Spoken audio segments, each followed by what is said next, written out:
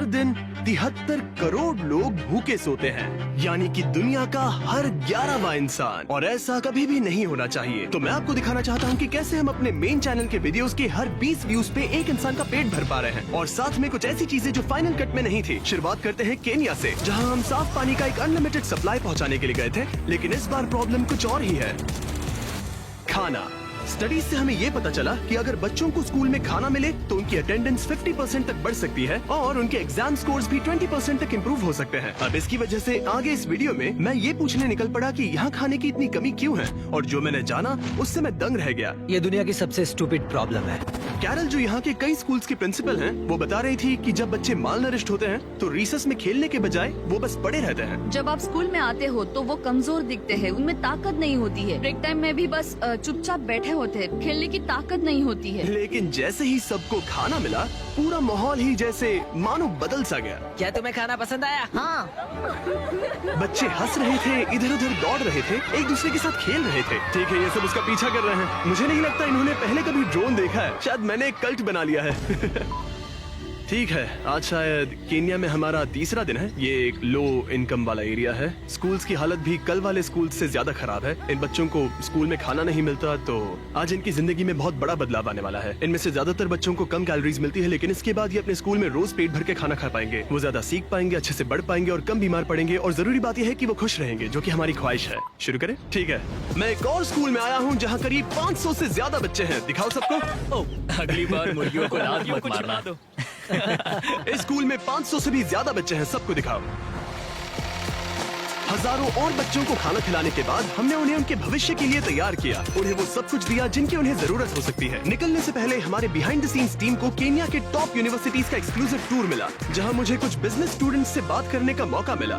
फिलांथ्रोपी और दुनिया को बेहतर बनाने के लिए आपका लॉन्ग टर्म गोल क्या है? तो लॉन्ग टर्म में हमारा एक चॉकलेट का ब्रांड है फीस्टेबल्स, और मैंने उसके सप्लाई चेन के पीछे थोड़ी रिसर्च की थी। मैं हैरान था क्योंकि उस फार्म में 16 साल के बच्चे काम कर रहे थे, और मैंने सोचा कि ये तो बिल्कुल भी ठीक नहीं है। हमारा मेन ऑब्जेक्टिव ये है कि 10 लाख से भी ज्यादा बच्चे आज भी बाल मजदूरी में फंसे हुए हैं, और हम उन्हें निकालने की पूरी कोशिश कर रहे हैं।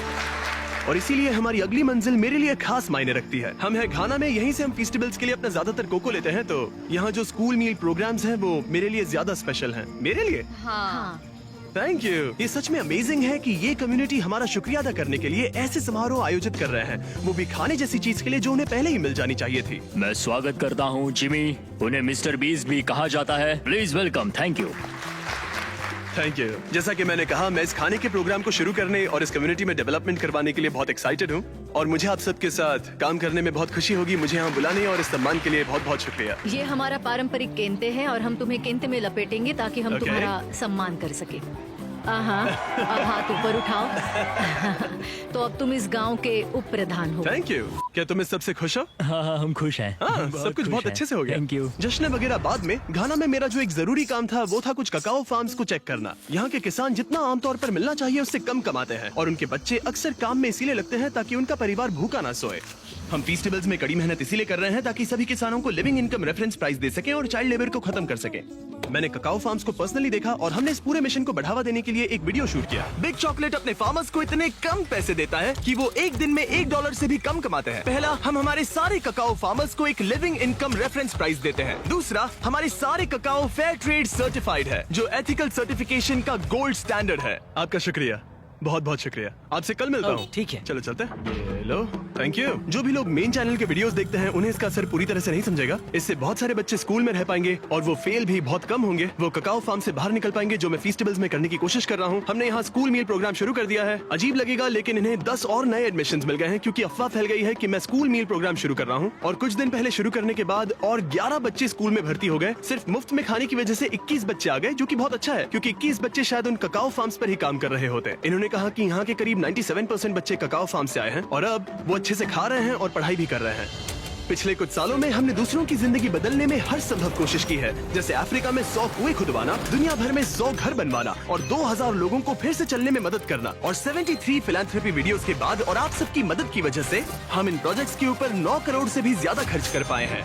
और भले ही ये आपको ज्यादा लग सकता है, लेकिन अभी भी बहुत सारा काम बाकी है। और जहाँ एक तरफ अफ्रीका जैसे देशों में खाना कम पड़ रहा है, वहीं अमेरिका में बहुत सारा खाना बर्बाद हो रहा है। तुमने अपनी जिंदगी में कितनों को खाना खिलाया है? कम से कम 30 से 50 लाख लोगों को। वाह, क्या बात है। हाँ, यकीन नहीं होता है ना। ये है एवन, और पिछले 6 सालों से ये एक शेयरिंग एक्सेस नाम की नॉन प्रॉफिट ऑर्गेनाइजेशन बनाने में लगा है। इसका मकसद है बचे हुए खाने को बर्बाद होने से रोकना और फिर उसे जरूरतमंद लोगों तक पहुंचाना। और अब तक इसने 53,000 मेट्रिक टन खाना बर्बाद होने से बचाया है। और ये सब पॉसिबल हो पाया है वॉलंटियर्स, डोनेशंस और इस बड़े से वेयर हाउस की मदद से। सिर्फ ये एक बिल्डिंग ही 14 फुटबॉल मैदानों के बराबर है। Oh my इसके God. अंदर 7 लाख स्क्वायर फीट का रेफ्रिजरेटेड वेयर हाउस स्पेस है। मुझे नहीं पता था कि इतनी लंबी बिल्डिंग्स भी होती हैं। जरा देखो ये कितनी लंबी है। और ये तो बस एक सेक्शन है, यहाँ ऐसी बहुत सारी हैं। हर साल जितनी बेहिसाब मात्रा में खाना लैंडफिल्स में फेंका जाता है, अगर उसी को बचा लिया जाए तो खाने की सारी तकलीफ ही मिट सकती है। और एवन से बात करने के बाद मुझे इसके पीछे की वजह साफ साफ समझ आने लगी।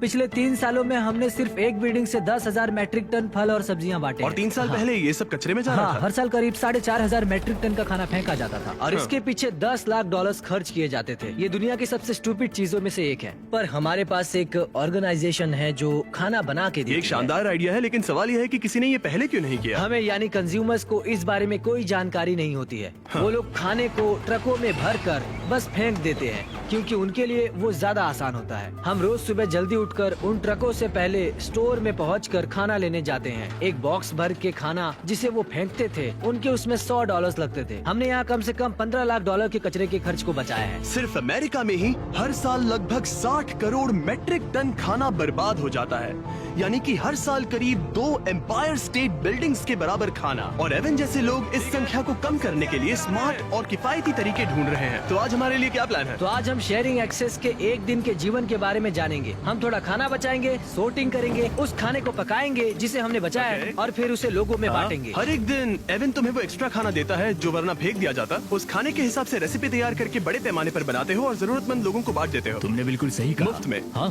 क्यों? ये मेरे अतीत का एक हिस्सा है। पहले मैं बेघर था, मैं काफी समय तक ड्रग्स और शराब से जूझ रहा था और मुझे पता है कि भूखा सोना कैसा होता है। बस इस वीडियो को शूट करने के दौरान हमने यहाँ की रसोई में 300 मील्स तैयार किए, लेकिन मेन चैनल के वीडियो को मिलने वाले ढेरों व्यूज के कारण शेफ मैट हजारों लोगों के पेट भर पाएगा। नोलन, मुझे लगता है कि हमें और मिर्च की जरूरत पड़ेगी। क्या तुम मेरे साथ आओगे? ओके। तो तुम्हें मिर्च वहाँ मिलेगी, ठीक है? वहाँ अंदर। हाँ। क्या तुमने नोलन को फ्रीजर में बंद कर दिया? बस थोड़ी देर के लिए, ज्यादा अब से नहीं। तुम मेरे फेवरेट शेफ हो। अरे कहाँ चले गए? कोई मुझे बाहर निकालो। वहाँ क्या हो रहा है? हमने फिलाडेल्फिया में पूरे 2 दिन बिताए, तैयारियां करने में, शूटिंग में और बहुत सारा खाना बांटने में। और जब वहाँ का काम खत्म हुआ, हम इस ऑपरेशन को मेरे होम स्टेट नॉर्थ कैरोलिना में ले गए, जहाँ जाकर हमने वहाँ की कम्युनिटी में भी खाना बांटा। यहाँ हर कार को इस बचाए हुए खाने का एक बॉक्स मिलेगा।